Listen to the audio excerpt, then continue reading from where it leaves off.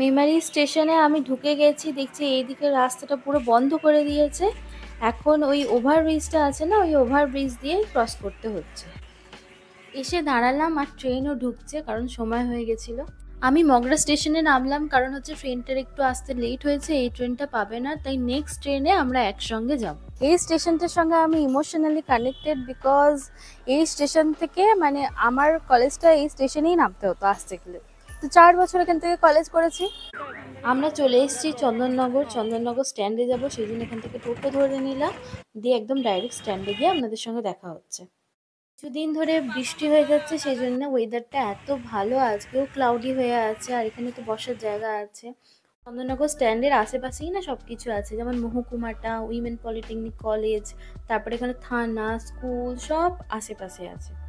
এখন 2:10-15 বাজছে, তাই একটু খাওয়া দাওয়া করব, সেই জন্য চলে এলাম আমার বাংলা। এখানের অ্যাম্বিয়েন্সটা খুব ভালো ছিল। আমরা মেনু কার্ড দেখে খাবার অর্ডার দিয়ে দিয়েছি, এবার ওয়েট করছি। আচ্ছা, আপনাদের তো বলা হয়নি, আমরা 2টো থালি অর্ডার করেছিলাম, একটা হলো মাটন থালি, একটা হলো চিকেন থালি। তখন তো বেশি সময় থাকতে পারিনি, তাই খাওয়া দাওয়ার পরে আবার চলে এসেছি গঙ্গার পাড়ে। আগে যখন আমরা কলেজে পড়তাম, তো মগরা টু চন্দননগর খুব বেশি ডিস্টেন্স তো ছিল না, সেই জন্য সব বন্ধুরা ফাইনাল সেমিস্টার হয়ে যাওয়ার পর এখানে আসতাম, একটু গল্প করতাম, খাওয়া দাওয়া করতাম, তারপর যে যার আবার নিজে। কলেজ কমপ্লিট হয়ে যাওয়ার পর তো আর আসা হয়নি, তাই অনেক দিন পর আবার এখানে এলাম। আর এখানে আছে জলশ্রী রেস্টুরেন্ট, যেটা হচ্ছে একদম গঙ্গার ওপরে। তো দিনের বেলাতে তো অতটা কিছু ফিল হয় না, কিন্তু নাইট টাইমে এলে এখানে বসে ভিউ একদম গঙ্গার উপরে বসে, ঠান্ডা ঠান্ডা হাওয়া, তার সঙ্গে ডিনার বলো, ইভিনিং স্ন্যাক্স বলো, এগুলো খাওয়া, তো দারুণ একটা ভাইবস পাওয়া যায়।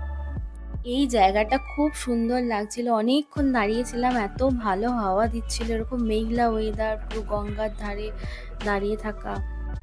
চলুন, ঘোরা কমপ্লিট, ফ্রেন্ডকে এবার টাটা করে নিজের বাড়ির পথে। চন্দননগর থেকে ঘুরে বাড়ি চলে এলাম, এবার একটুখানি ফ্রেশ হয়ে নিই, তারপরে একটু ক্লান্ত লাগছে, একটু রেস্ট করব, তাহলে আবার আপনাদের সঙ্গে দেখা হচ্ছে সন্ধ্যেবেলাতে।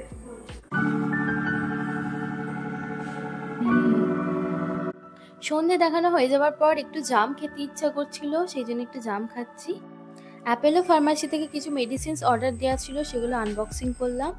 মা লিকার চা খাবে, তাই একটু লিকার চা বানিয়ে দিলাম। বাবা আর আমি দুধ চা খাবো, সেই জন্য দুধ চাটা বানাচ্ছি। তারপর খেয়ে নিয়ে আমি এডিটিংয়ে বসবো। আজকে বৌদি ডিনারে বানিয়েছিল চাইনিজ মিক্সড ফ্রাইড রাইস আর চিকেন কষা, এটা দিয়ে আজকে ডিনারটা করবো। দেখা হচ্ছে নতুন কোনো একটা ভিডিওতে, চ্যানেলটা অবশ্যই সাবস্ক্রাইব করে দেবেন।